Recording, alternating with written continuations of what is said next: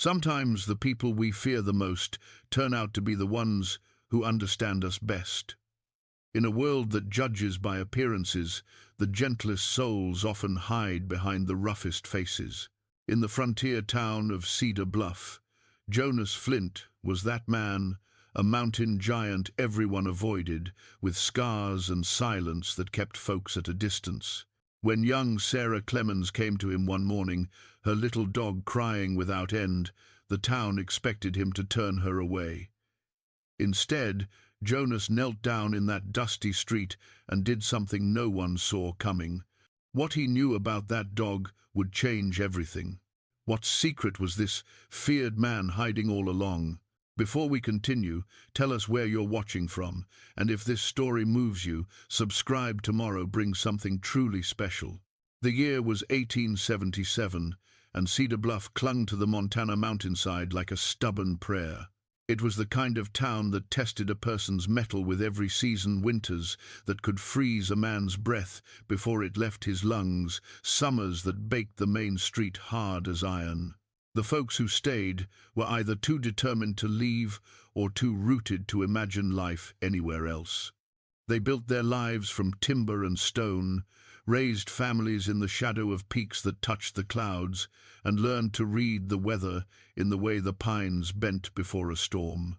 Jonas Flint lived beyond the edge of that community, up where the trail narrowed to nothing more than a deer path, and the air grew thin enough to make a stranger's head swim. His cabin sat in a clearing he'd carved from the wilderness 5 years back, built with his own hands from logs he'd felled and stones he'd hauled from the creek bed. It was a solid structure, tight against the wind, with a stone chimney that sent thin ribbons of smoke into the mountain sky on cold mornings. He came to town maybe once a month, sometimes less if the snows were heavy. When he did appear on Cedar Bluff's main street, conversations stopped mid-sentence. Women gathered their children closer. Men found sudden interest in their boots or the goods displayed in shop windows. Jonas never seemed to notice, or if he did, he gave no sign. He'd tie his horse outside the general store, conduct his business with few words, and disappear back up the mountain before the sun reached its peak. The stories about him had grown in the telling, the way stories do when fact gives way to imagination. Some said he'd killed a man in a duel back east and fled to avoid the hangman's noose. Others whispered he'd survived a grisly attack that left him scarred and half-mad. Mrs. Henley, who ran the boarding house and knew everyone's business, or thought she did, claimed he'd been a soldier who'd seen such horrors in the Indian Wars that he couldn't bear the company of civilized folk anymore. The truth was simpler and sadder than any of their tales, but Jonas had never offered it, and no one had ever asked. He stood well over 6 feet, with shoulders broad enough to fill a doorway and hands that looked like they could snap timber. His face was weathered dark by sun and wind, creased with lines that spoke of hard years and harder choices. A scar ran from his left temple to his jaw, pale against his tanned skin.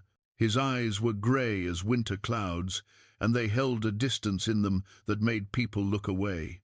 But those who paid attention, really paid attention, might have noticed small things that contradicted his fearsome reputation.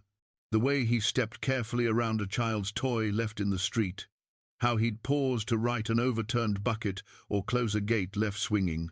More than once, widows had found fresh venison hanging from their porches after one of his rare visits to town, though he never claimed credit. When old Samuel Porter's wagon wheel broke on the mountain road, Jonas had appeared like a ghost from the trees, fixed the wheel without a word, and vanished before Samuel could offer thanks or payment. Sarah Clemens knew these stories like everyone else, and they frightened her as they did most folks. She was 19 that autumn, a slip of a girl with auburn hair she kept pinned up proper and hands made nimble by years of needlework. She'd come to Cedar Bluff with her parents when she was 12, and when fever took them both in the space of a week 2 years later, she'd stayed on with her Aunt Martha, the only family she had left in the world. Sarah made her living as a seamstress, and she was good at it. Her stitches were small and even, her patterns precise. She could look at a bolt of fabric and see the dress or shirt or curtain it wanted to become. The wives and daughters of Cedar Bluff sought her out for their fine sewing wedding dresses, Sunday clothes, the kind of garments that required a patient hand and an eye for detail. She worked from a small room behind her aunt's house, with light from a south-facing window and an old Singer sewing machine that had belonged to her mother. It was quiet work, solitary work, and Sarah had made her peace with that. She attended church on Sundays, helped at community gatherings when they asked her, and kept to herself otherwise. The young men of Cedar Bluff had courted her once or twice, but nothing had taken root. She was too quiet for some, too particular for others, or perhaps, though she wouldn't admit it even to herself, too lonely in a way that company couldn't quite reach. Her one constant companion was Copper, a small terrier with wire-rough fur the color of autumn leaves. Her father had brought him home as a puppy the month before he died, a tiny thing that fit in Sarah's cupped hands. That dog had been her comfort through grief, her company through long evenings, the living thing that depended on her and gave her purpose beyond needle and thread. Copper slept at the foot of her bed, followed her from room to room, waited patient as stone while she worked at her sewing machine.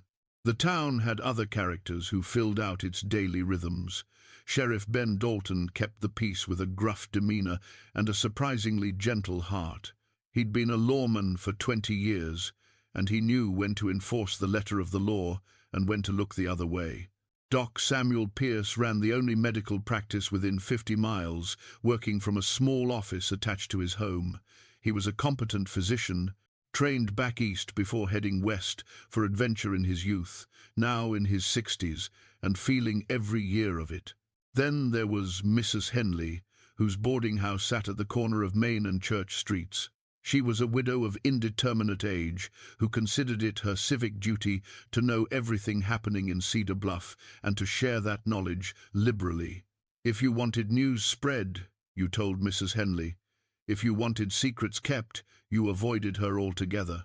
Life in Cedar Bluff moved with the seasons and the demands of survival. Spring brought planting and the return of game to the high country. Summer meant long days of work, storing up against winter's inevitable arrival. Autumn was harvest and preparation, a scramble to ensure every family had enough to last. And winter demanded respect.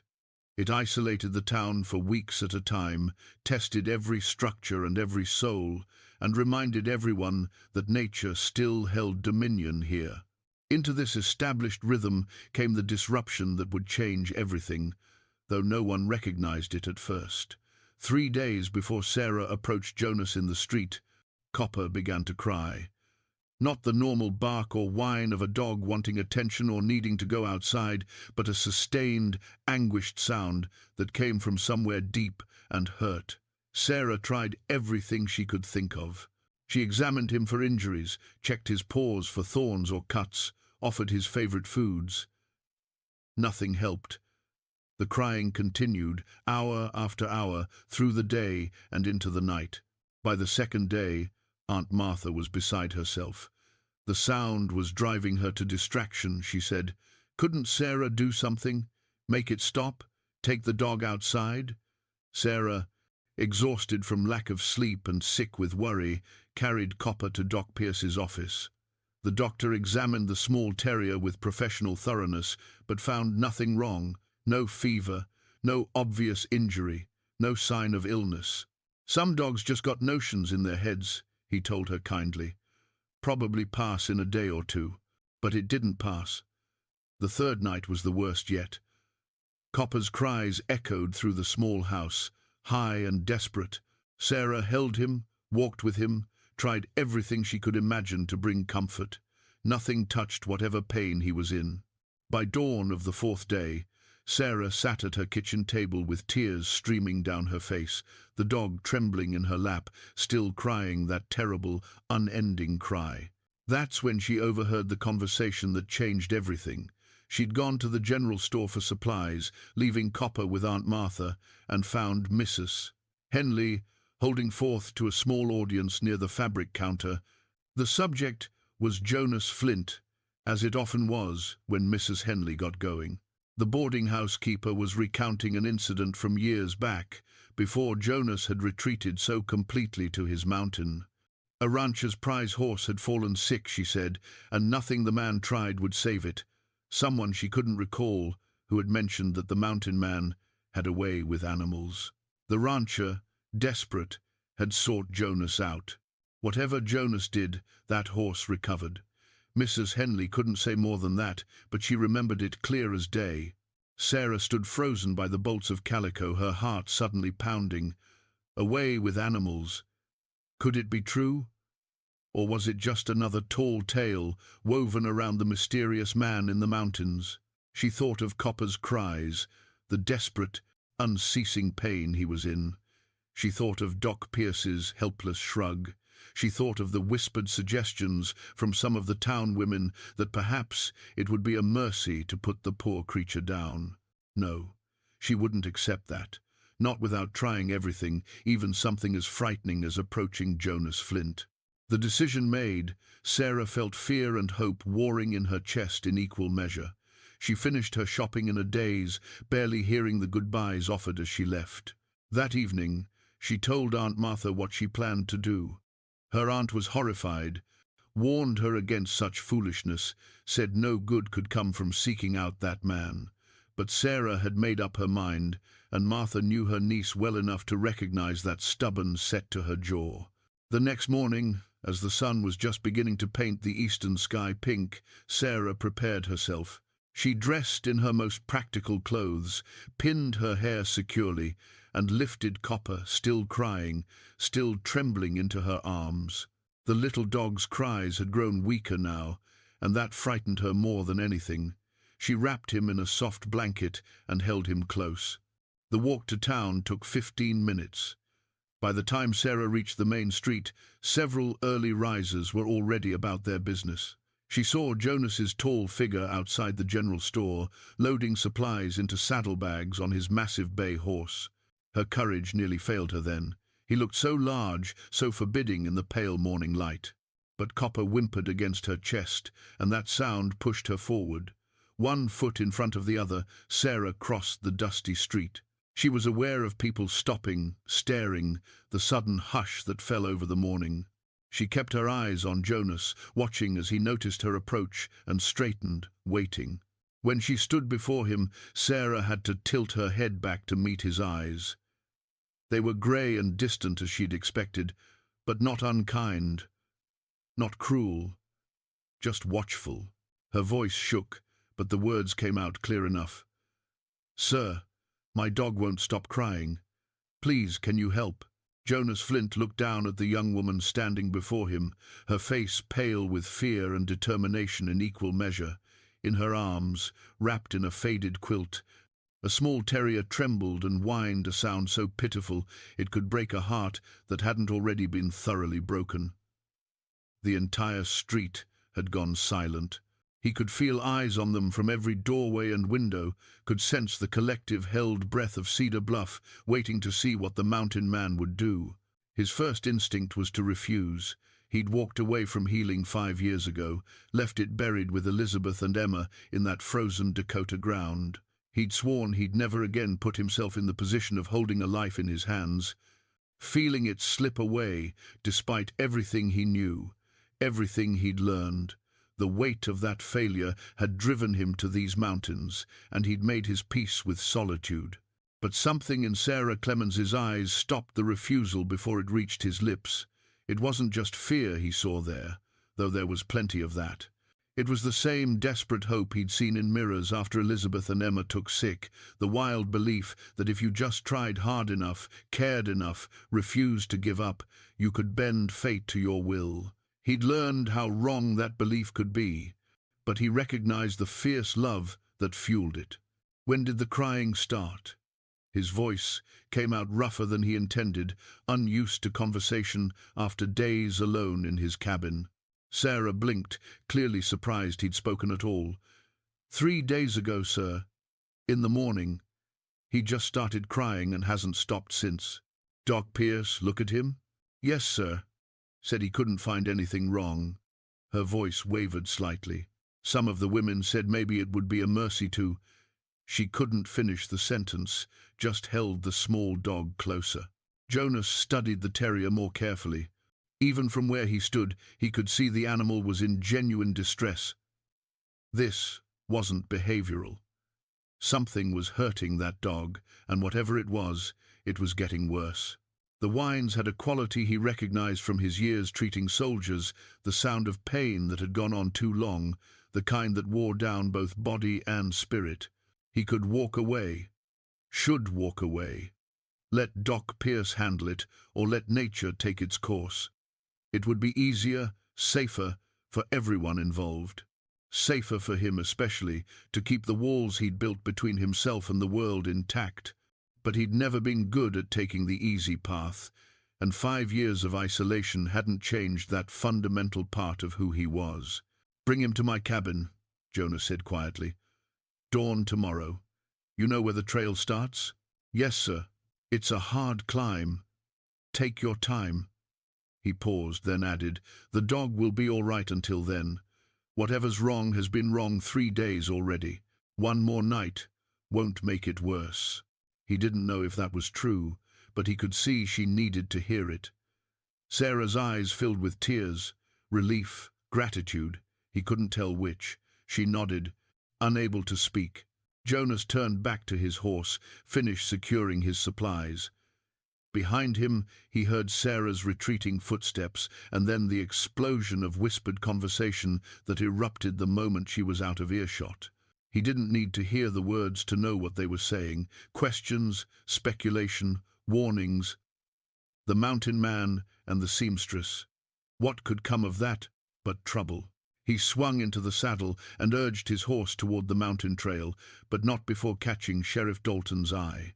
The lawman stood in the doorway of his office, arms crossed, expression unreadable. Jonas gave him a small nod.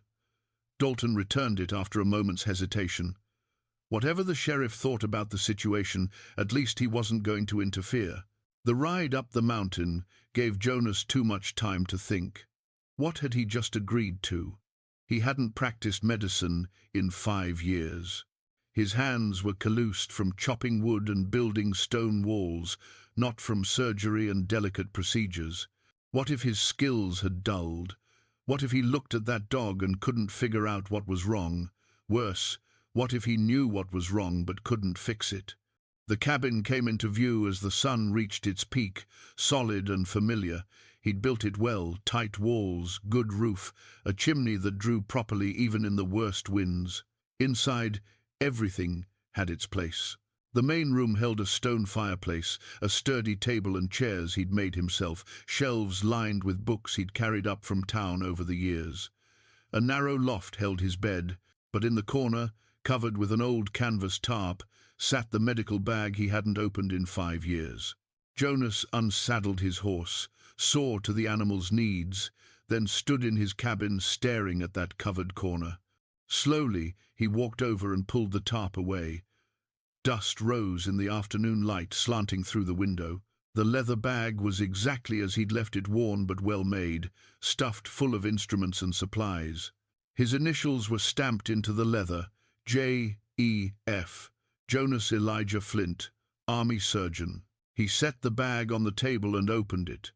The familiar smell hit him immediately, leather, metal, the faint medicinal scent of herbs and tinctures. His instruments lay nested in their compartments, still clean, still sharp. Scalpels, forceps, needles, clamps. Each one brought back memories he'd tried so hard to bury. Elizabeth's voice echoed in his head. "You have a gift, Jonas. God gave you healing hands." She'd been so proud when he completed his medical training, so excited when the army appointed him as a surgeon.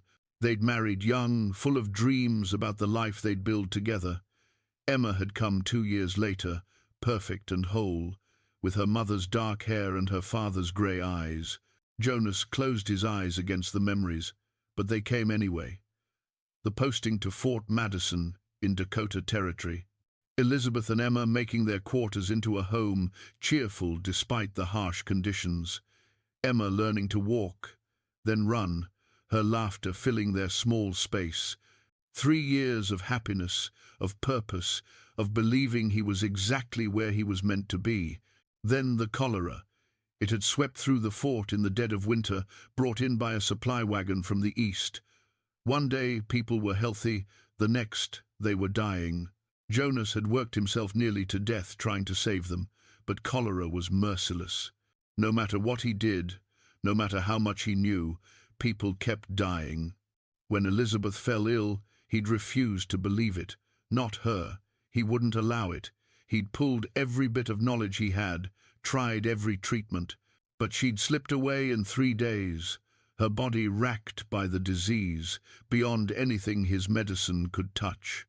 Emma had gotten sick the same day her mother died.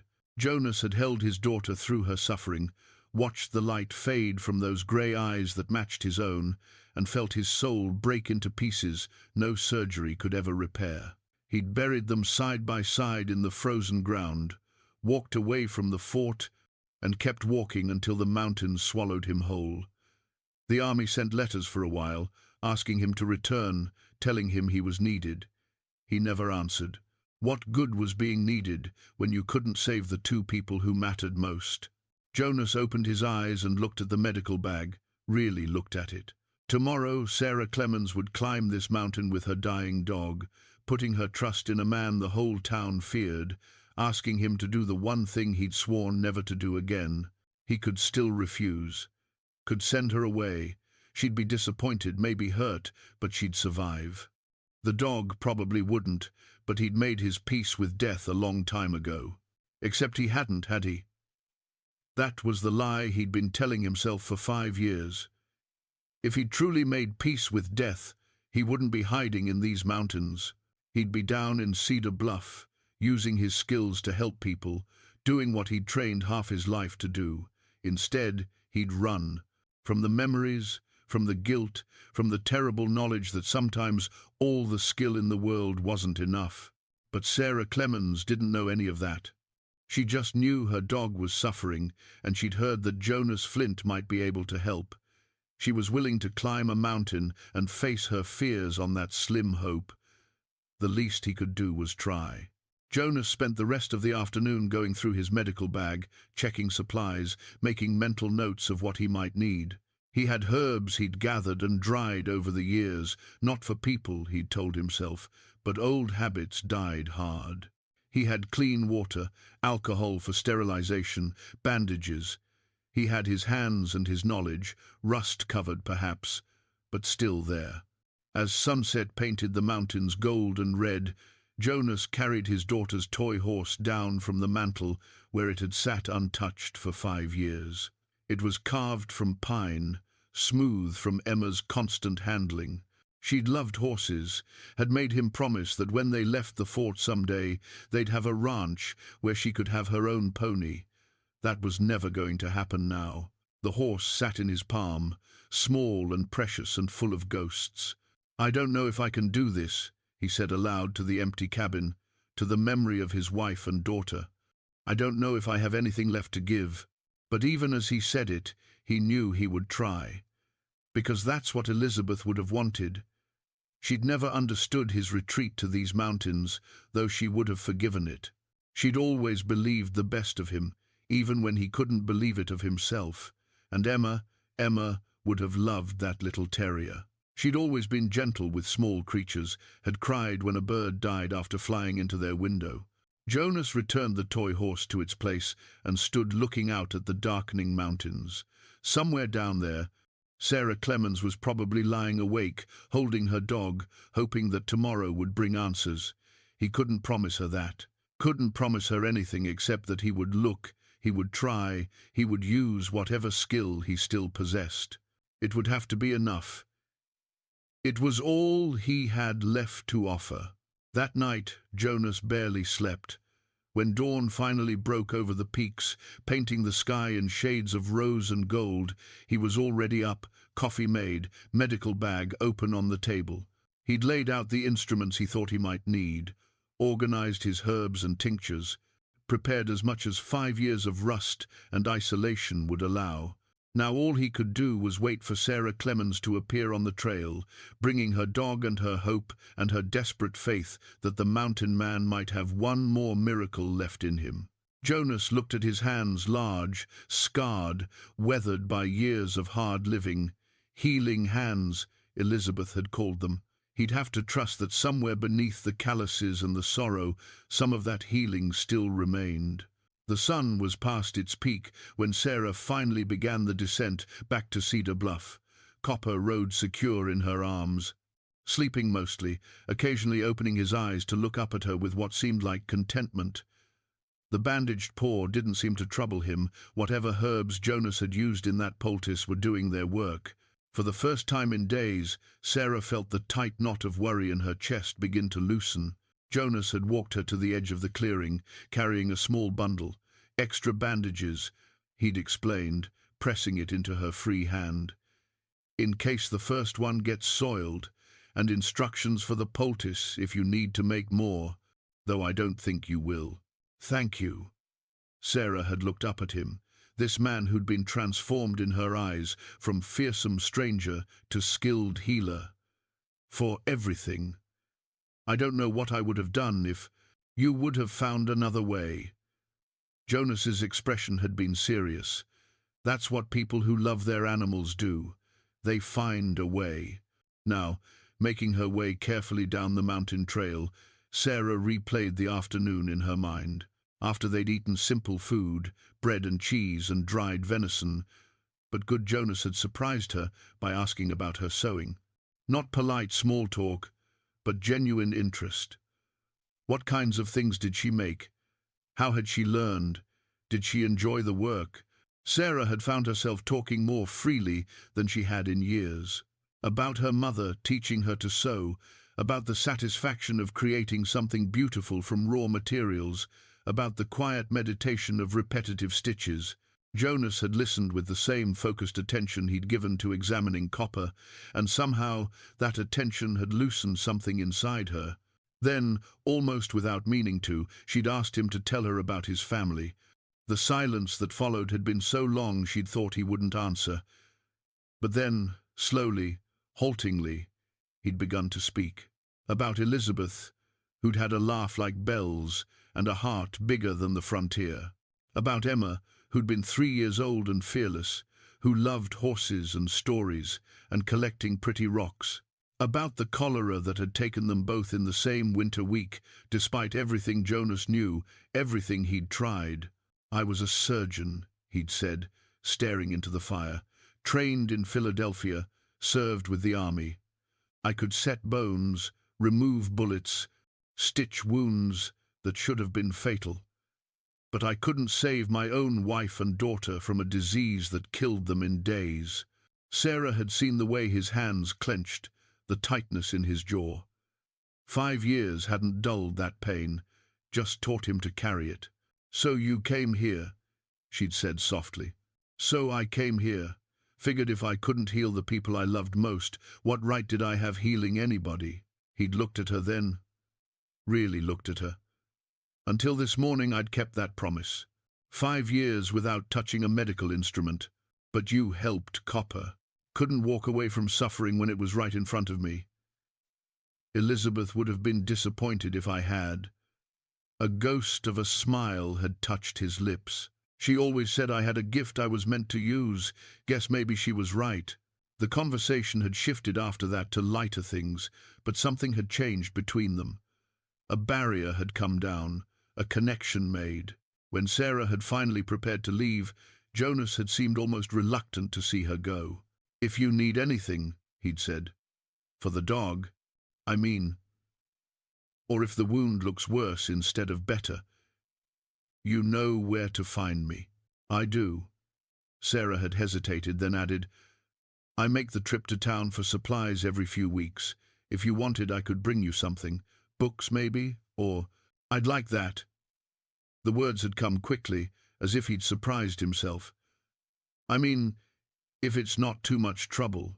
No trouble at all. Now, reaching the bottom of the trail, as the sun touched the western peaks, Sarah felt something she hadn't felt in a long time, anticipation.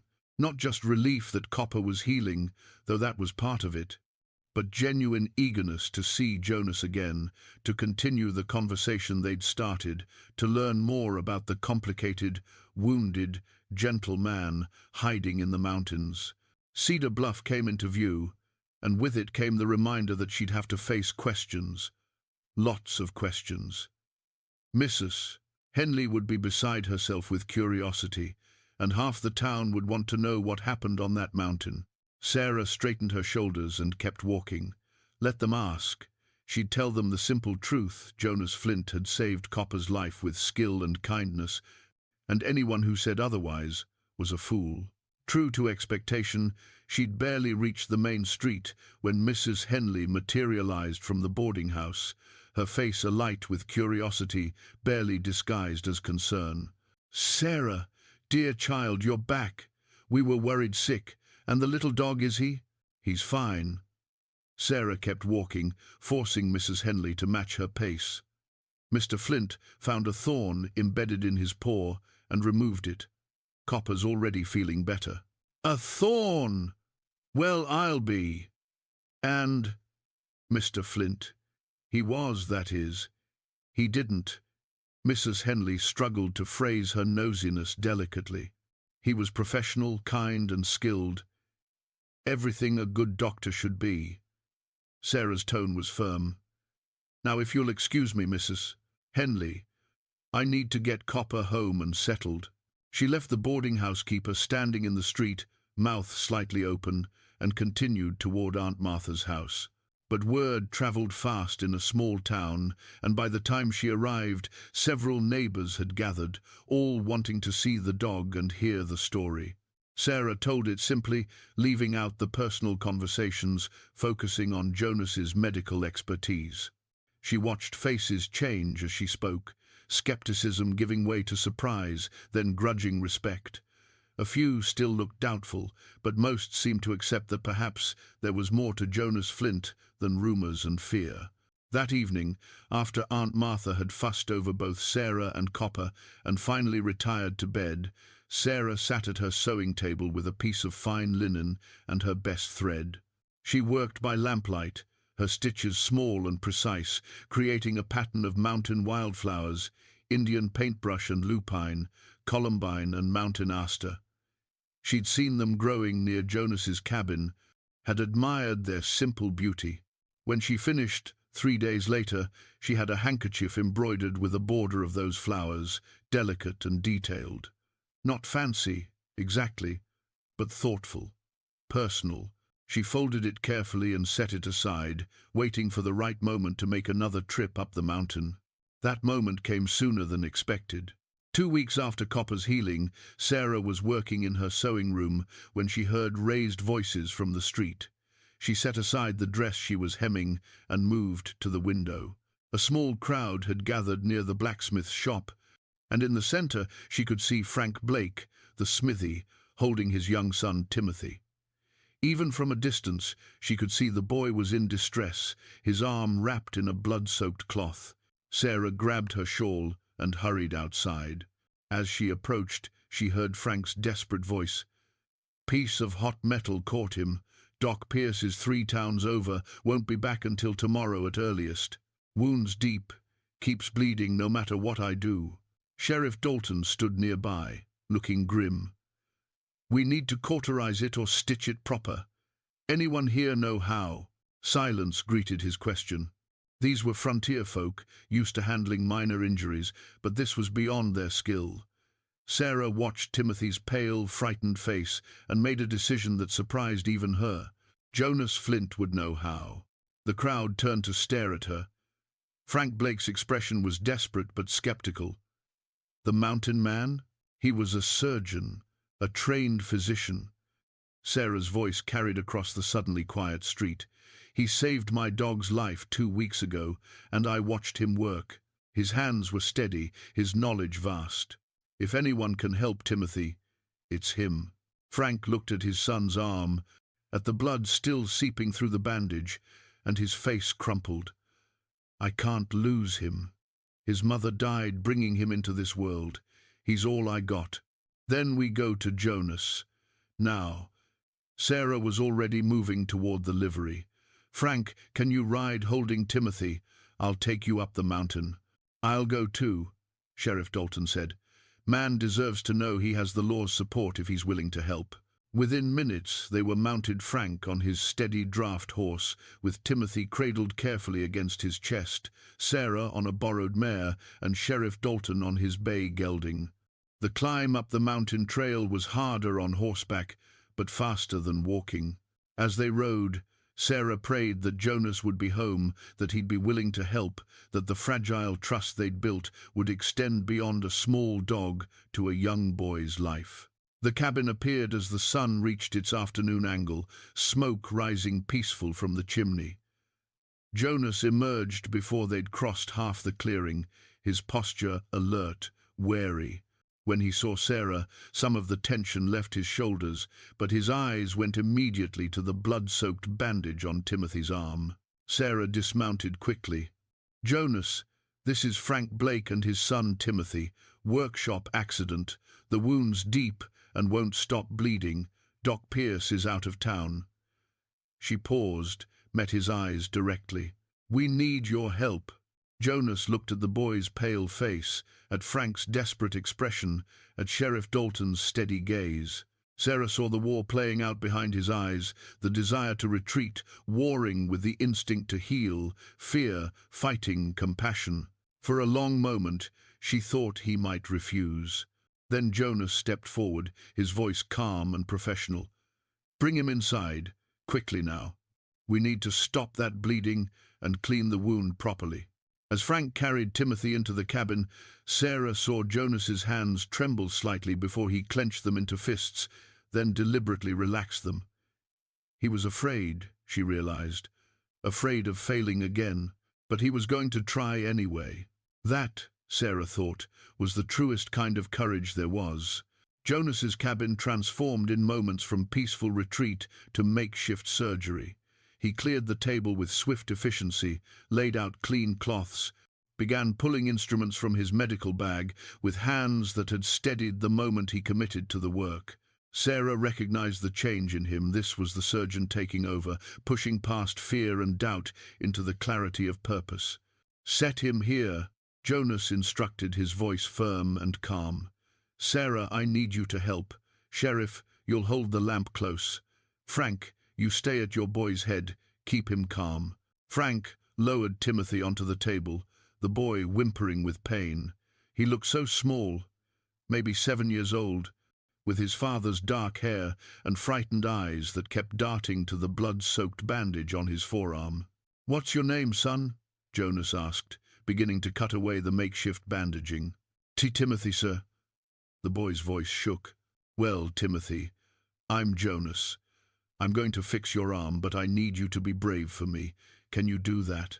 The boy nodded, biting his lip. Jonas worked the last of the bandage free, and Sarah had to steady herself against the sight.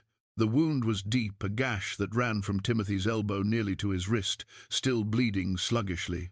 She could see muscle tissue, maybe even bone. Jonas examined it with practiced calm, his fingers gentle despite their size. "The metal was hot when it cut him?" "Red hot," Frank confirmed, his face ashen. "Piece broke off from what I was working and flew right at him. Happened so fast." "That's good, actually." The heat cauterized some of the smaller vessels, kept him from bleeding out. Jonas was already preparing his workspace, carbolic acid for cleaning, catgut thread for stitching, instruments laid out in precise order. "The wound's clean. No debris I can see. That's in our favor." He looked up at Timothy, his grey eyes kind. "This is going to hurt, son. I won't lie to you about that. But the pain will tell me you're strong, that you're fighting. Can you fight for me?" "Yes, sir." Timothy's voice was barely a whisper. "Good boy." Jonas glanced at Frank. "Hold his shoulders. Don't let him move, but don't hurt him. Sarah, you take the other side. When I say, press here and here." He indicated spots on either side of the wound. "We need to close off these bleeders so I can see what I'm doing." Sarah moved into position, her heart pounding. She'd watched Jonas work on copper, But this was different. This was a child, bleeding and scared, with a father watching every move. The weight of it pressed down on her, but she pushed past the fear. Jonas needed her steady, so steady she would be. "Now," Jonas said, and Sarah pressed where he'd indicated. Blood welled up less freely. Jonas worked quickly, using silk thread to tie off the larger blood vessels with movements so practiced they seemed almost effortless. His focus was absolute.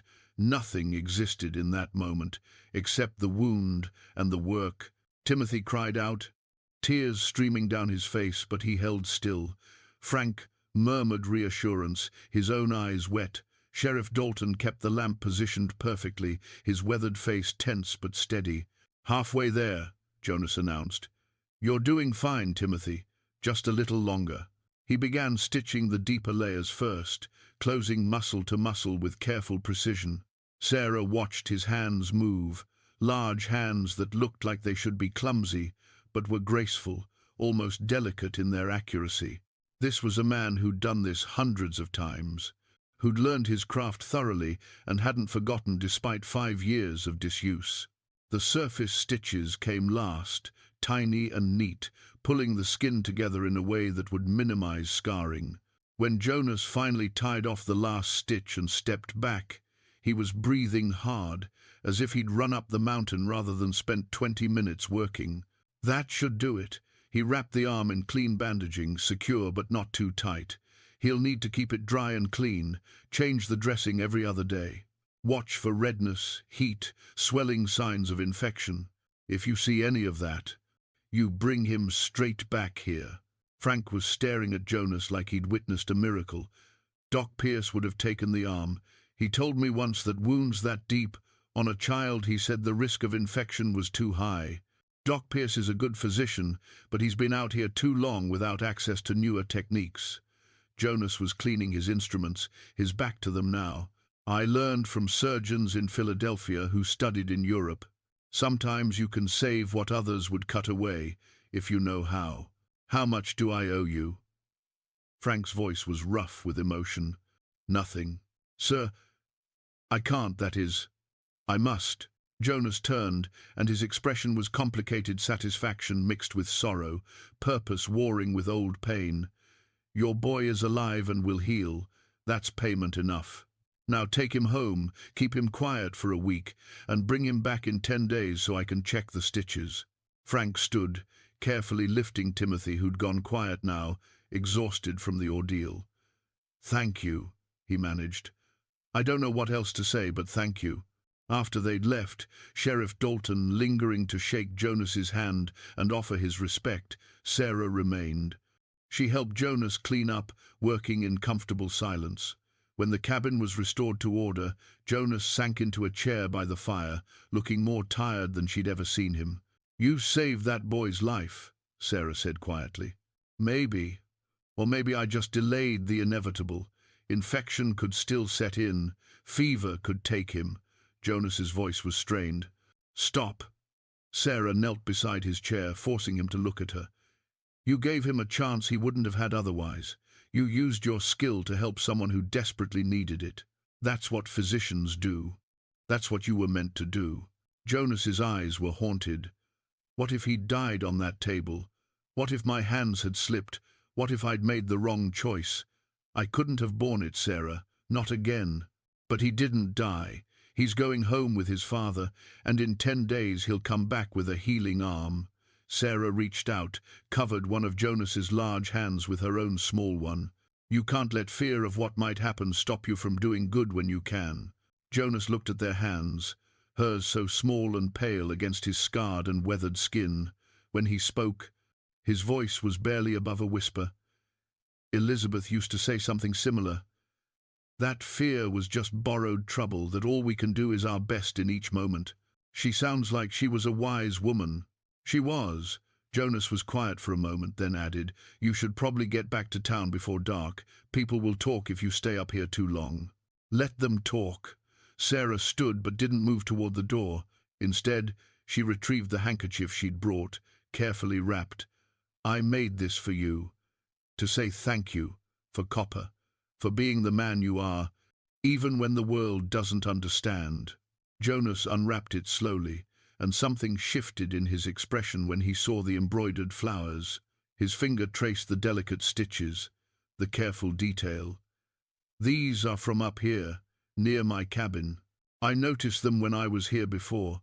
They seemed like they belonged to this place, like you do."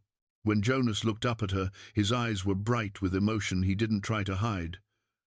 "Thank you. I can't remember the last time someone gave me a gift. Then it's past time someone did." Sarah moved to the door, then paused. "I meant what I said to Frank. You have a gift, Jonas Flint. It would be a shame to keep hiding it up here on this mountain."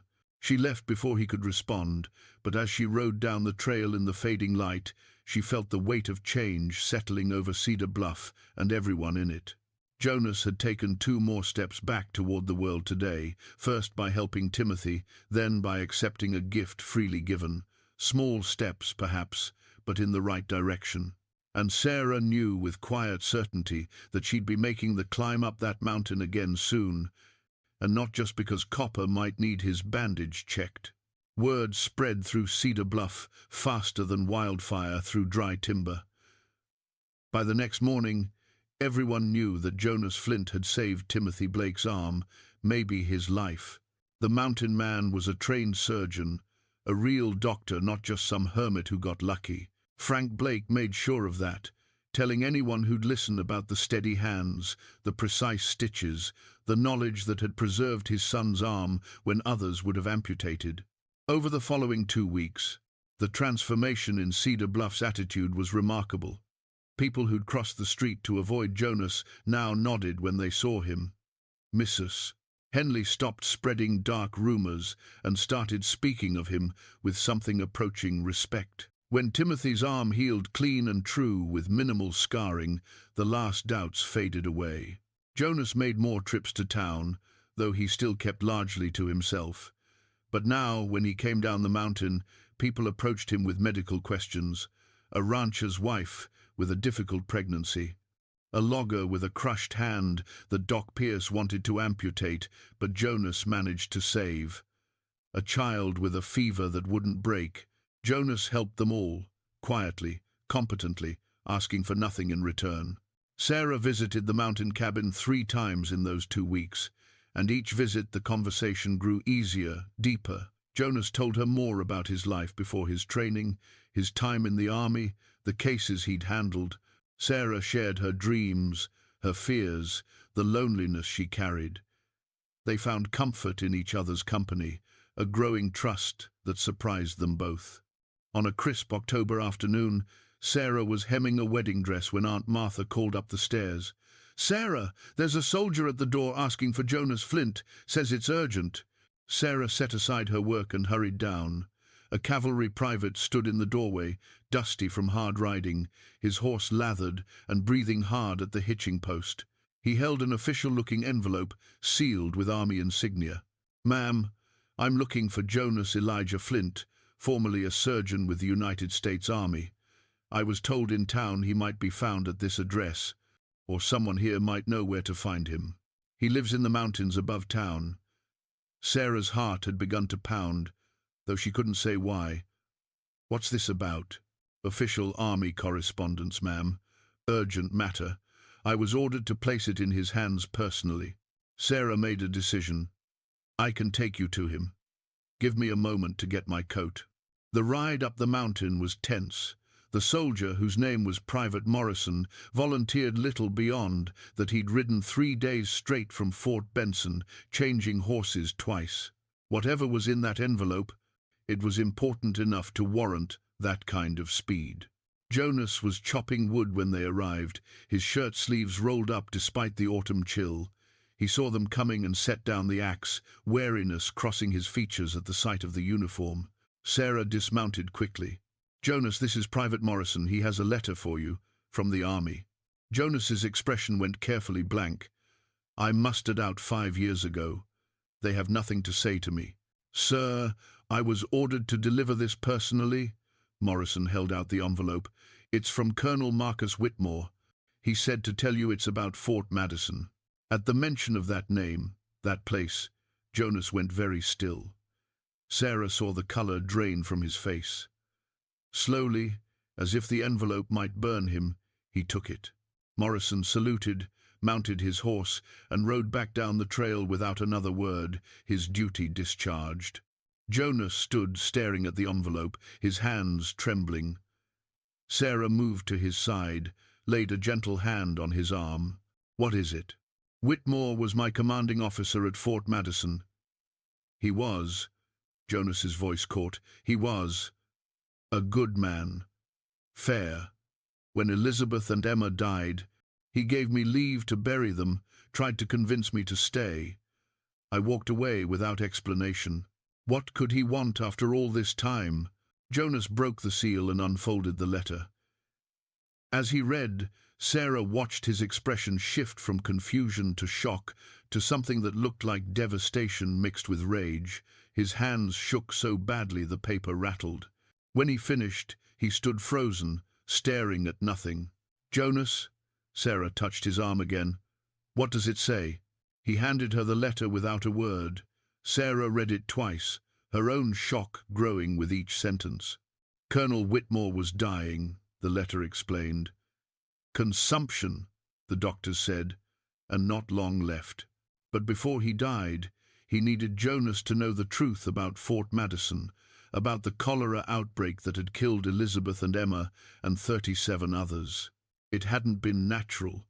Whitmore had investigated after Jonas left, following suspicions he'd had from the beginning. The disease had come in with contaminated supplies, food stores, and water barrels that should have been inspected but weren't.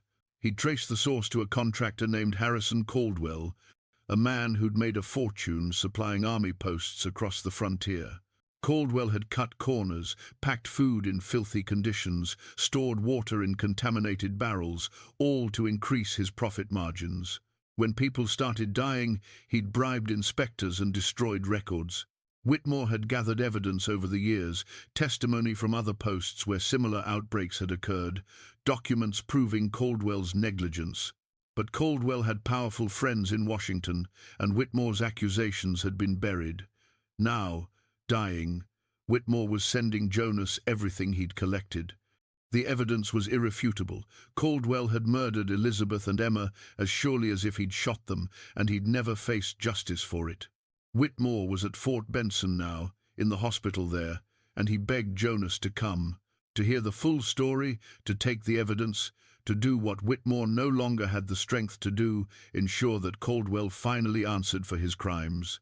Sarah finished reading and looked up to find Jonas's face was a mask of anguish and fury. 5 years he'd blamed himself, carried the guilt of not being able to save his family. 5 years he'd believed his medical knowledge had failed, that he should have done something different, tried something else. And all along, they'd died because a wealthy man valued profit over human lives. "Jonas, he killed them." Jonas's voice was flat, dead. "Not cholera, not fate, not God's will. A man killed my wife and daughter for money, and he's never paid for it. The letter says Whitmore has evidence, proof. And what good does that do?" The rage broke through now, hot and terrible.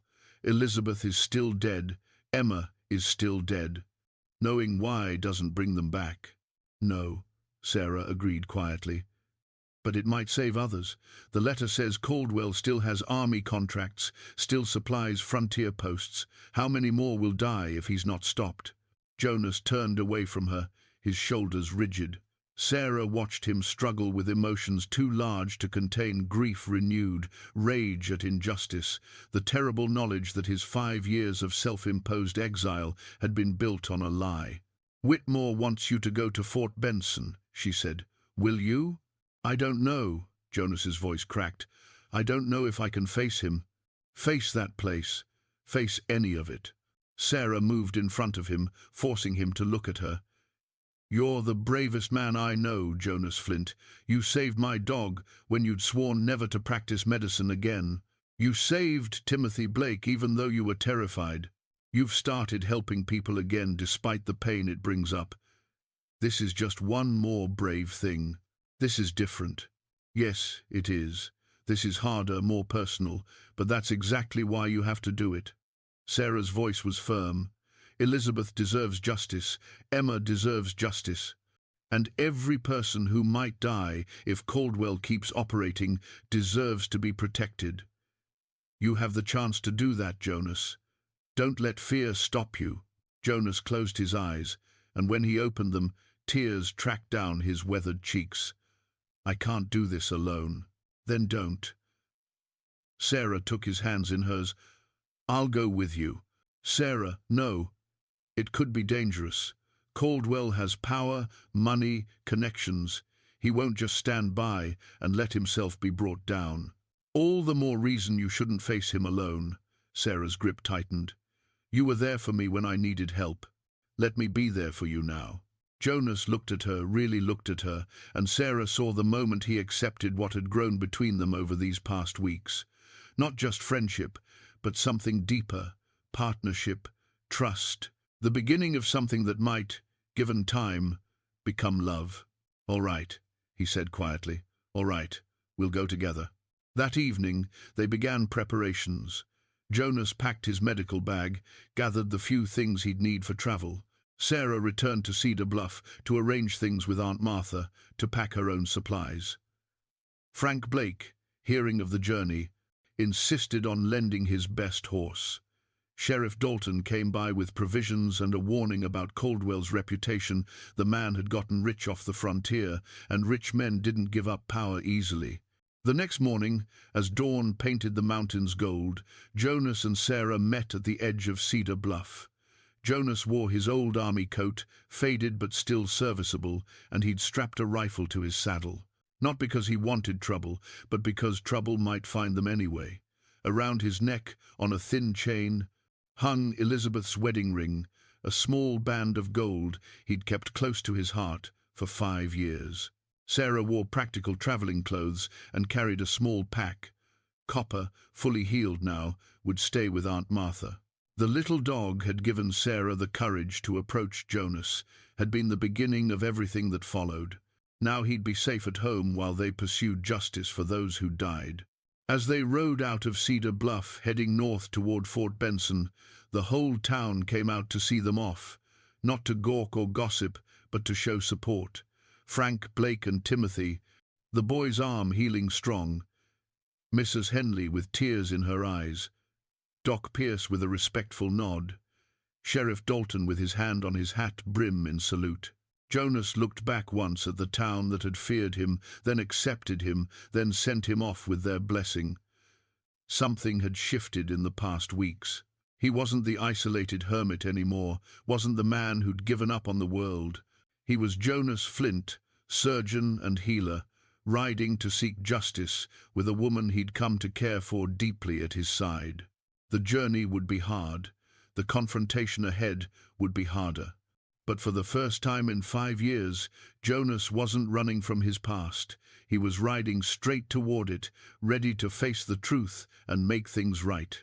Elizabeth's ring rested against his chest, a reminder of what he'd lost and why he couldn't let Caldwell's crimes go unanswered. Emma's memory rode with him, innocent and trusting, deserving a world where men like Caldwell couldn't kill with impunity. The mountains fell away behind them as they rode north, and Jonas felt something he'd thought dead forever beginning to stir in his chest. Not quite hope, not yet, but purpose, clear and strong, pulling him forward into whatever came next. The journey to Fort Benson took 3 days, through country that grew progressively harsher. They followed the old military road north, through valleys that narrowed between granite peaks and across high passes, where snow already dusted the ground despite it being only October. The nights were cold enough to see their breath, and they huddled close to their campfires, sharing blankets and stories to pass the time. Jonas talked more on that ride than Sarah had ever heard him speak, about his training in Philadelphia, about the teachers who'd shaped his understanding of medicine, about the first time he'd saved a life and how that had felt like touching something sacred, being allowed to participate in a mystery beyond human understanding. He talked about Elizabeth, about their courtship and marriage, about Emma's birth and the fierce love that had flooded him the first time he'd held his daughter. And he talked about the guilt, how he'd replayed those weeks of the cholera outbreak 1,000 times, wondering what he'd missed, what he could have done differently, how he'd examined his own skills and found them wanting, how that perceived failure had poisoned everything he'd been, everything he'd worked to become. "I was so certain it was my fault," he said on the second night, staring into the flames, "that if I'd just been smarter, faster, better, I could have saved them. Never occurred to me that I was fighting a battle already lost, that the enemy wasn't the disease but the greed that brought it." "You couldn't have known," Sarah said quietly. "No. But Whitmore did," he suspected. Jonas's jaw tightened. "He told me in the letter that he'd had doubts from the beginning, that the outbreak pattern was wrong somehow. But he didn't have proof until after I'd left, until he'd spent years investigating. Then he carries his own guilt. He couldn't save them either." Jonas was silent for a long moment. "I suppose that's true. We all carry what we couldn't prevent." Sarah shared her own stories during those 3 days. About her parents, who'd been loving but stern, who'd believed in hard work and honest living. About the fever that had taken them so quick there'd been no time for goodbyes, no time to prepare. About the loneliness that had followed, the years of just going through motions until Copper had given her something to care for beyond herself. "And then you came down from your mountain and helped him," she said. "Helped me. And suddenly I wasn't alone anymore, not in the same way." Jonas reached across the fire and took her hand. They sat like that for a while, connected by touch and understanding, until the fire burned low and they had to add more wood. They reached Fort Benson on the afternoon of the 3rd day. The fort was smaller than Sarah had imagined, a collection of wooden buildings surrounded by a palisade wall with mountains rising stark and beautiful behind it. It had the worn look of a place slowly being abandoned, soldiers reassigned to more critical posts, the frontier pushing ever westward and leaving places like this behind. The gate guard recognized Jonas's name immediately. "Mr. Flint? Colonel Whitmore's been asking after you every day. Said to bring you to him the moment you arrived." They were escorted through the fort to a small building that served as hospital and infirmary. Inside, the smell of sickness hung heavy in the air. An army doctor met them at the door, his face grave. "Surgeon Flint? I'm Dr. Brennan. The colonel's in the last room. I should warn you he's not well. Consumption has progressed significantly. But his mind is clear, and he's been holding on to see you." Jonas nodded, his face set. Sarah squeezed his hand once, then let go. "I'll wait here." "No." Jonas's voice was firm. "Come with me. I need you there." Dr. Brennan led them through the ward to a small private room at the end. Colonel Marcus Whitmore lay in a narrow bed, propped up on pillows, his breathing labored and wet. He'd been a large man once, Sarah could tell, but illness had wasted him. His uniform jacket hung on the bedpost, and she could see the eagles of his rank gleaming in the afternoon light through the small window. "Jonas." Whitmore's voice was thin but clear. His eyes, sunken in his gaunt face, brightened with recognition and relief. "You came. I wasn't sure you would." Jonas moved to the bedside, and Sarah saw his throat work as he swallowed emotion. "Sir, I came as soon as I got your letter." "Don't call me sir, not anymore. We're beyond that now." Whitmore's gaze shifted to Sarah. "And who's this?" "Sarah Clemens. A friend. More than a friend, I'd wager, from the way you look at each other." Whitmore managed a weak smile. "Good. You shouldn't be alone anymore, Jonas. Elizabeth wouldn't have wanted that." Jonas pulled a chair close to the bed, and Sarah stood behind him, her hand on his shoulder. Whitmore began to talk, his words coming slow but steady. He told them everything, how he'd suspected problems with Caldwell's supplies, even before the cholera hit Fort Madison, how he'd found similar outbreaks at 3 other posts supplied by the same contractor, how he'd spent 5 years gathering evidence while Caldwell's political connections blocked every attempt at official investigation. "I have it all," Whitmore said, gesturing weakly to a leather satchel on the table. "Bills of lading showing when contaminated supplies arrived, testimony from other post-surgeons about similar outbreaks, records I copied before they could be destroyed. Even a deathbed statement from one of Caldwell's warehouse managers, a man whose conscience finally got the better of him. Why didn't you go to the territorial governor?" "The federal marshal?" Jonas asked. "I tried. Caldwell has friends in the right places, or wrong places, depending on how you look at it. Army brass who benefit from his cheap supply prices, politicians who receive his campaign contributions, even a federal judge or two." Whitmore coughed, a wet, painful sound. "But there's one man he doesn't own, Governor James Morrison. He's new, only been in office 6 months, and he came from railroad work, made his own money, doesn't need Caldwell's. More importantly, he's honest. Rare thing in territorial politics. You want me to take this evidence to Helena?" "To the governor, yes. But more than that." Whitmore reached out with a trembling hand, and Jonas took it. "I want you to face Caldwell first. Look him in the eye and tell him you know what he did, that Elizabeth and Emma's deaths are on his hands. He needs to know he can't hide behind his money and connections anymore." "That's dangerous," Sarah said. "If Caldwell realizes Jonas has evidence, he'll be in Helena with it before Caldwell can act." Whitmore's grip on Jonas's hand tightened. "I need you to do this, Jonas. I need someone who understands what was lost, who can speak for those who died.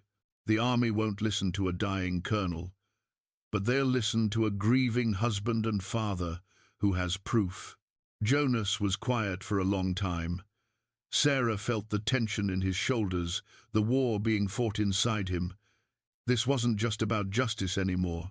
This was about confronting the man who'd destroyed his life, about putting a face to the enemy he'd been fighting in his mind for 5 years.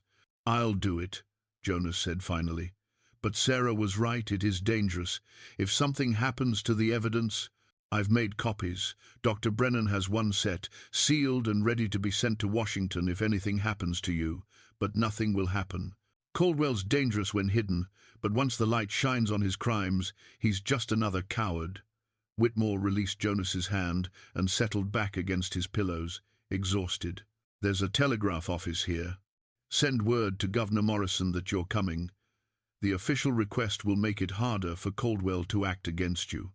They talked for another hour, Whitmore providing details about Caldwell's operation, his known associates, the best approach to take with the governor.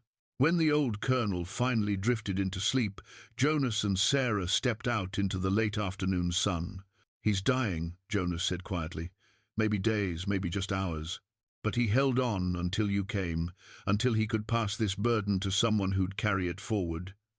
Sarah took Jonas's arm. "That took strength." They spent that night at Fort Benson, in quarters assigned to them by Dr. Brennan. Jonas stayed up late, going through the evidence Whitmore had collected, reading testimony that broke his heart and hardened his resolve in equal measure. Sarah sat with him, a quiet presence, offering comfort when the weight became too heavy. In the early hours before dawn, Jonas woke from troubled sleep to find Sarah sitting by the window, looking out at the mountains silhouetted against the pre-dawn sky. "Can't sleep?" he asked. "Thinking about tomorrow, about what comes next." She turned to face him. "Are you ready for this? To face Caldwell?" Jonas rose and moved to stand beside her. "I don't know if I'm ready, but I know I have to do it. For Elizabeth and Emma, for all the others who died because one man valued profit over lives." "What will you say to him?" "The truth. That's all I have, the truth and evidence he can't deny, and then I'll watch him answer for what he's done."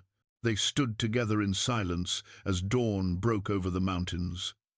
Later that morning, Colonel Marcus Whitmore passed away peacefully in his sleep, his final duty discharged. Jonas and Sarah attended his burial that afternoon, a simple military ceremony with full honors. As the soldiers fired their salute and the bugler played taps, Jonas touched the ring hanging beneath his shirt and whispered a promise to the friend he'd just lost. Justice would be done. They left Fort Benson the next morning, riding toward Helena with evidence that could bring down one of the territory's wealthiest men. The journey would take 4 more days, and every mile brought them closer to a confrontation that had been 5 years in the making. Jonas was no longer the broken man who'd fled to the mountains. He'd found purpose again, found healing in helping others, found connection in Sarah's steady presence. But the final test still lay ahead, facing the man who'd killed his family and ensuring that no one else would die for Harrison Caldwell's greed. As they rode, Sarah noticed Jonas sitting straighter in his saddle, his eyes fixed forward with determination. The mountains fell away behind them, and ahead lay the territorial capital, where justice waited to be served. The feared mountain man of Cedar Bluff was gone. In his place rode Jonas Elijah Flint, army surgeon and father, husband and healer, riding toward reckoning with evidence in his saddlebags and righteousness in his heart. And beside him rode Sarah Clemens, seamstress and friend and something more, ready to stand with him no matter what came next. Together they would see this through to the end, whatever that end might be. Jonas turned to leave, Sarah at his side. As they reached the door, Caldwell called out, his voice tight with barely controlled anger. "You have no idea what you're starting. No idea who you're up against." Jonas paused, looked back. "I'm a man who lost everything because of your greed. What more can you take from me?" Then he walked out, closing the door firmly behind him. They descended to the street in silence, Sarah's heart pounding. She'd watched Jonas confront the man who'd killed his family with dignity and controlled fury, had seen Caldwell's mask crack to reveal the calculating coward underneath. But she'd also seen the threat in Caldwell's eyes, the promise of retaliation. "That was dangerous," she said once they were clear of the building. "It was necessary." Jonas's jaw was set. "Now we go to the governor before Caldwell can move against us." They walked quickly to the territorial government building, an impressive structure of stone and brick that housed the governor's offices. Jonas sent in his card with a clerk, requesting an immediate audience and mentioning Colonel Whitmore's name. The weight of a dying man's last request carried them through bureaucratic resistance, and within 20 minutes they were shown into Governor James Morrison's office. Morrison was younger than Sarah expected, perhaps in his early 40s, with a direct gaze and no-nonsense manner. He gestured them to chairs across from his large desk. "Mr. Flint, Miss Clemens, my clerk says this concerns Colonel Whitmore and is urgent. I received a telegraph from Fort Benson 3 days ago indicating the colonel had passed away. You have my condolences." "Thank you, sir." Jonas set the leather satchel on the governor's desk. "Before he died, the colonel gave me this. 5 years of evidence proving that Harrison Caldwell's supply company has been responsible for multiple disease outbreaks at army posts across the territory. Contaminated goods, bribed inspectors, covered-up negligence. 39 people died at Fort Madison in 1872. My wife and daughter were among them." Morrison's expression grew grave. He opened the satchel and began reviewing documents, his experienced eye quickly grasping the scope and quality of the evidence. He was quiet for long minutes, reading through testimony, examining bills of lading, cross-referencing reports. Finally, he looked up. "This is substantial, well documented. Whitmore did thorough work." He paused. "But Caldwell has considerable influence. Bringing charges against him will be difficult." "Difficult isn't impossible." Jonas leaned forward. "Governor, how many more people have to die before someone with the authority to act actually does? Whitmore tried for years and was blocked. You're new enough to be clear of Caldwell's corruption. You have the power to demand a federal investigation." Morrison stood, moved to his window overlooking Helena's streets. "You're right. I am new, and that gives me certain advantages." He turned back to them. "It also means I need to be careful. If I move against Caldwell without ironclad evidence, His friends in Washington will bury me. But if I have everything documented properly... What do you need from us? Sarah asked. Your testimony first. Mr. Flint, you were the post surgeon at Fort Madison. You witnessed the outbreak, tried to treat the victims. Your professional opinion carries weight. Morrison returned to his desk. I'll also need time to review this evidence thoroughly and consult with the territorial marshal. Say 3 days. Caldwell knows we're here. Jonas's voice was tight. I confronted him this morning, told him I had Whitmore's evidence. Morrison's eyebrows rose. That was bold, also foolish. It was necessary. He needed to know he couldn't hide anymore. Well, what's done is done. The governor's expression hardened with resolve. I'll have the marshal put surveillance on Caldwell, make sure he doesn't flee or destroy evidence. In the meantime, I suggest you stay somewhere secure. The boarding house on Aspen Street is run by a widow named Mrs. Patterson. She's discreet and trustworthy. Tell her I sent you. They spent the next 3 days in a state of tense, waiting. Mrs. Patterson provided them with clean rooms and good food, asking no questions beyond what was necessary for hospitality. Jonas paced, restless and anxious. Sarah tried to keep him occupied with conversation, with walks through parts of Helena that Caldwell's people were unlikely to frequent. On the morning of the 4th day, a clerk from the governor's office arrived with a summons. Morrison wanted to see them immediately. They found the governor's office crowded. Morrison sat behind his desk, flanked by the territorial marshal, a hard-eyed man named Coleman, and a federal judge. On the side wall, a court stenographer waited with her equipment ready. Mr. Flint, Miss Clemens, thank you for coming. Morrison's tone was formal now, official. I've reviewed Colonel Whitmore's evidence thoroughly and consulted with federal authorities.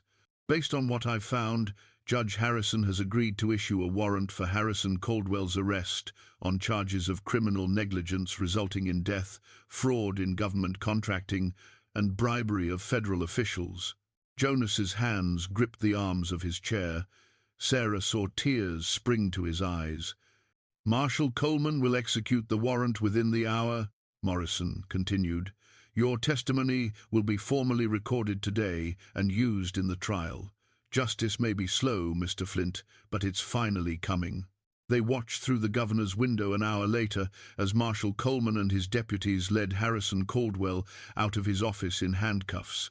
The great businessman looked smaller now, diminished, his confident mask completely shattered. People stopped on the street to stare, whispers spreading like wildfire. Caldwell looked up at the government building, seemed to sense Jonas watching, and their eyes met across the distance. There was no triumph in Jonas's expression, no satisfaction, just a quiet acknowledgement that justice, however delayed, was being served. Sarah took Jonas's hand. It's done. Elizabeth and Emma can rest now. Jonas nodded, unable to speak around the emotion in his throat.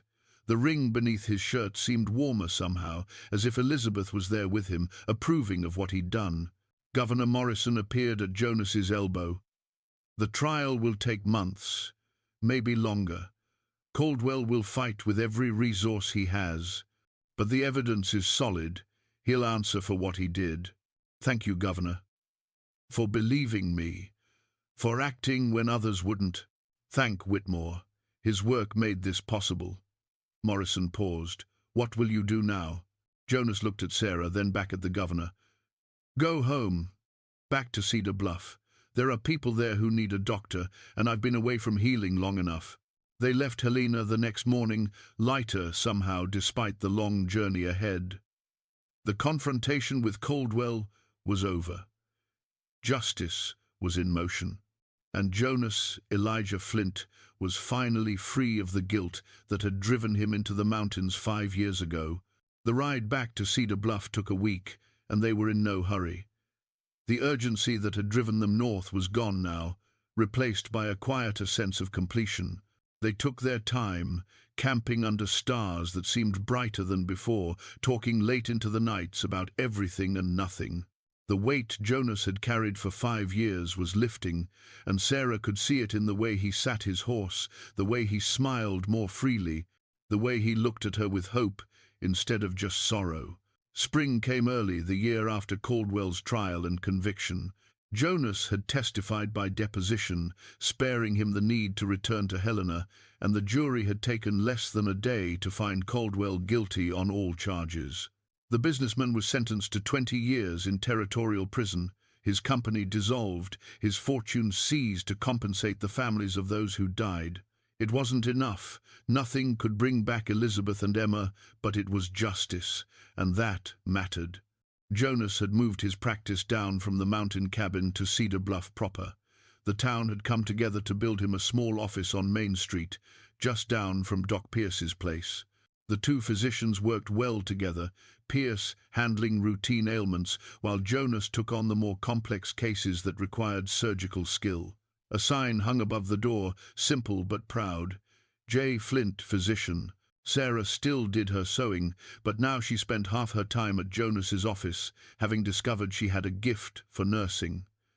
Jonas taught her to dress wounds, to prepare medicines, to assist with procedures.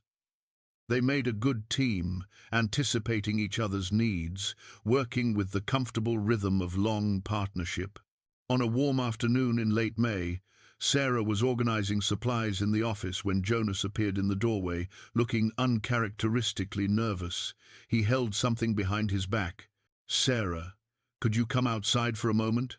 She followed him out to the small garden behind the office, where mountain flowers bloomed in careful beds Jonas had planted over the winter. He'd spent hours on this garden, and Sarah had understood it was his way of honoring what he'd lost, creating beauty, nurturing life. Jonas turned to face her, and Sarah saw he was holding the small carved horse that had sat on his cabin mantel for 5 years. He looked at it for a long moment, then knelt and set it carefully at the base of a young pine he'd planted in the corner of the garden. "Elizabeth gave this to Emma on her 3rd birthday," he said quietly. "It was her favorite toy. She carried it everywhere." He stood, brushing dirt from his hands. "I've been holding on to it like if I just kept it close enough, kept the memory alive enough, I could somehow go back and change what happened." Sarah moved to his side, said nothing, just waited for him to continue. "But I can't go back. No one can. And I think," his voice caught, "I think Elizabeth would tell me it's time to let go. Not to forget, but to stop living in what's gone and start living in what's here." He turned to Sarah, took both her hands in his. "You brought me back to life, Sarah Clemens. You and that little dog, and your courage in climbing a mountain to ask a feared man for help. You showed me that healing wasn't just about medicine, it's about connection, about being willing to be vulnerable, about choosing to care even when caring hurts." Sarah's eyes filled with tears. "Jonas, I loved Elizabeth with everything I was. I loved Emma more than my own life. That won't change, and I don't want it to." He squeezed her hands gently. "But I've learned that the heart doesn't run out of room for love. It just grows bigger. And I've come to love you, Sarah, in a different way but no less real. If you'll have me, I'd like to build a future together. Not forgetting the past, but not being bound by it either." Sarah couldn't speak for the emotion flooding through her. She'd loved Jonas for months now, had known it even before their journey north, but she'd never dared to hope he might feel the same. She'd thought she'd always be second to ghosts, and she'd been willing to accept that. But here he was, offering her not his whole heart, because part of it would always belong to Elizabeth and Emma, but a whole relationship, a partnership built on shared loss and hard-won healing. "Yes," she managed. "Yes, Jonas Flint, I'll marry you." He pulled her close, held her like she was precious and fragile and strong all at once. They stood like that for a long time in the garden, among the flowers and the growing things, while the afternoon sun warmed them and Copper, who'd followed them outside, barked happily at nothing in particular. They married in August, a simple ceremony at Cedar Bluff's small church. The whole town attended Frank Blake and Timothy, whose arm had healed strong and true, Mrs. Henley, who cried through the entire service, Sheriff Dalton, standing proud in his best clothes, Doc Pierce, who'd become Jonas's good friend and mentor in the ways of community medicine. Even the ranchers from the high country came down, men who'd heard of Jonas's skill and respected his quiet strength. Sarah wore a dress she'd sewn herself, simple but beautiful, with wildflowers embroidered along the hem, the same flowers from Jonas's garden. Jonas wore his army coat, the eagles on his collar polished bright, Elizabeth's ring on a chain around his neck, and a new band waiting to go on Sarah's finger. That evening, after the celebration and the well-wishes, Jonas and Sarah walked up to his old cabin one last time. They'd decided to keep it as a retreat, a place to go when they needed quiet and space to breathe. But their home would be in Cedar Bluff now, in a small house behind the medical office, right in the heart of the community they served. Jonas stood in the clearing where he'd spent 5 years hiding from the world, and he felt no regret at leaving. This place had served its purpose. It had held him while he healed, given him space to carry his grief. But he was ready now to live again, fully and completely. Sarah took his hand. Ready? More than ready. He looked at his wife that still amazed him, and smiled. Let's go home. They rode down the mountain together as the sun set behind the peaks, painting the sky in shades of gold and rose. Copper trotted alongside their horses, completely healed, absolutely joyful. In the distance, they could see the lights of Cedar Bluff beginning to glow in the gathering dusk. Jonas thought about the journey that had brought him here, from the broken man hiding in the mountains to the healer serving his community, from isolation to love, from guilt to peace. It had started with a young woman brave enough to ask for help, and a little dog that wouldn't stop crying. It had led through confrontation and justice, through pain acknowledged and wounds finally beginning to heal. And it had ended here, riding toward home with the woman he loved, toward a future built on honesty and connection, and the daily choice to keep living, keep loving, keep finding meaning in the work of healing. The toy horse remained in the garden, a memorial and a marker. The past was honored, but no longer binding. Elizabeth and Emma would always be part of Jonas's story, woven into who he was. But they were no longer the only story, no longer the end of everything. Sarah was right, hearts didn't run out of room. They just expanded to hold more love, more loss, more life. And Jonas Flint, once the feared mountain man of Cedar Bluff, now its trusted physician and Sarah's devoted husband, had learned that the greatest courage wasn't in facing down enemies or seeking justice. It was in being willing to heal, to open yourself to hurt again, to choose connection over safety and love over isolation. That was the lesson Copper's crying had taught him, the gift Sarah's trust had given him. As they reached the edge of town, Jonas looked up at the mountains one last time. They'd always be there, solid and enduring, a reminder of where he'd been. But his eyes didn't linger. Instead, he looked forward, toward the lights of home and the life waiting to be lived. "Thank you," he whispered, not sure if he was speaking to Elizabeth, to Whitmore, to Sarah, or to something larger than all of them. "Thank you for giving me another chance." The mountains stood silent in their wisdom, keeping their secrets, holding their peace. And Jonas Flint rode on toward tomorrow, his heart finally whole enough to face whatever came next.